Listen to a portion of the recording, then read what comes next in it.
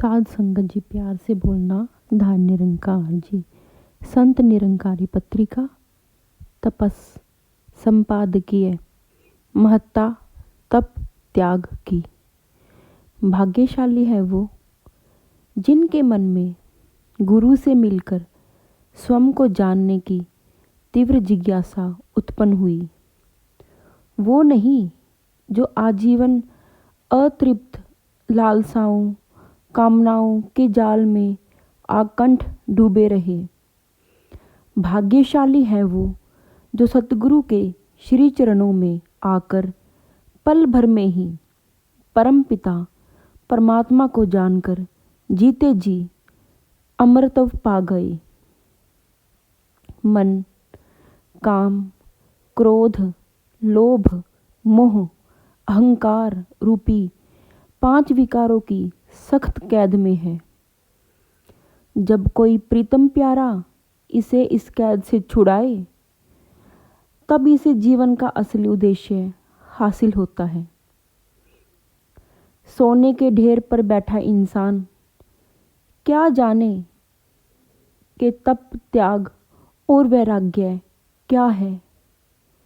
स्वयं पर मुग्ध होने के स्थान पर परोपकार हेतु जीवन जीने का असीम आनंद क्या है।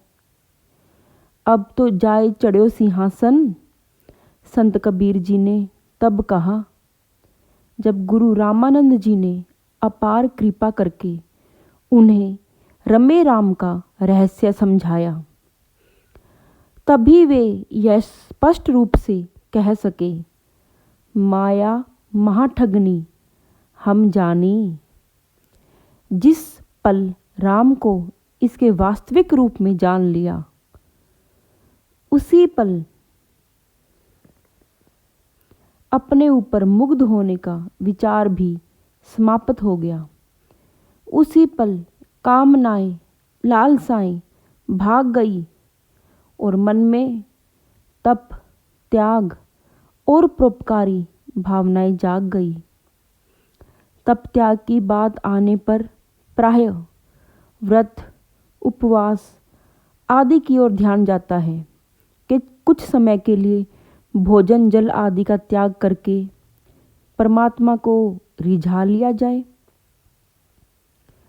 पर उन विकारों का त्याग तो किया ही नहीं गया जिसने मन को सबसे ज़्यादा दुखी किया हुआ था। वाणी की कठोरता ना गई तो मन की कठोरता भी नहीं जा सकती। जब मन विकार रहित हुआ, तब यह भाव ही विलुप्त हो गया कि किसी को अपशब्द कहा जाए, किसी की निंदा बखीली की जाए या किसी को नुकसान पहुंचाया जाए। जब सच्चा गुरु मिलता है, तभी साँच बराबर तप नहीं का अर्थ समझ में आता है।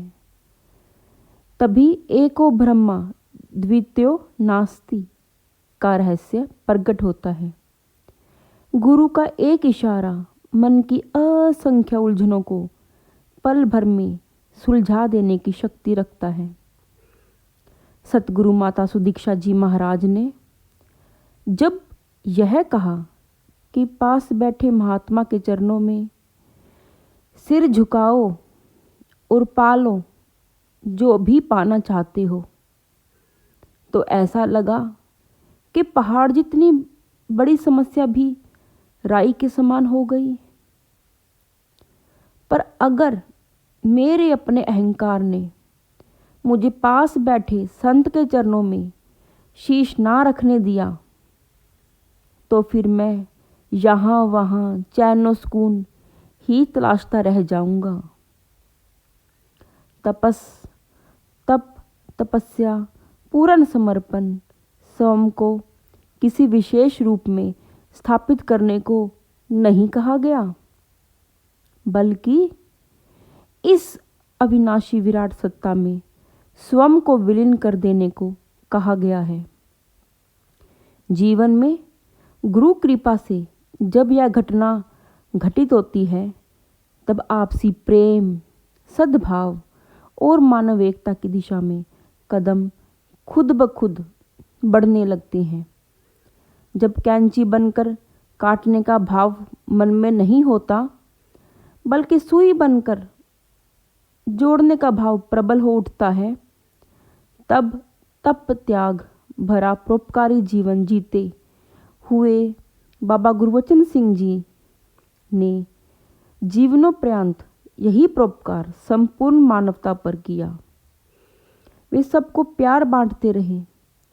जिन्होंने उन्हें अपनाया वे तो उनके हुए ही, जिन्होंने भ्रमवश उन्हें ना समझ पाने की भूल की, उनको भी वे अपना बनाते चले गए।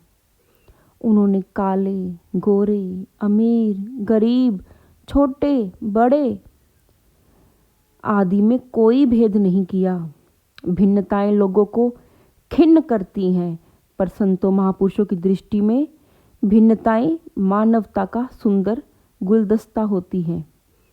मानव एकता के लिए अपना पल प्रतिपल समर्पित करने वाले बाबा गुरबचन सिंह जी 24 अप्रैल 1980 को सत्य का संदेश देते देते अपने आप को मानवता की बलिवेदी पर न्यौछावर कर गए।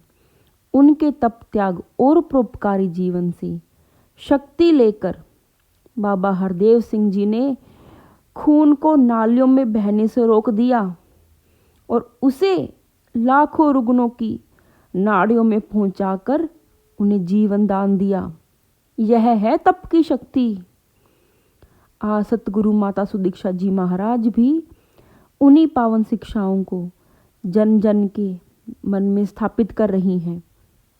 तप त्याग की ऊष्मा से संपूर्ण मानवता को सकारात्मक सोच से युक्त कर रही हैं। हरिजीत निषाद sn.hindi@niranकारी.org सासंगत जी तानंगार।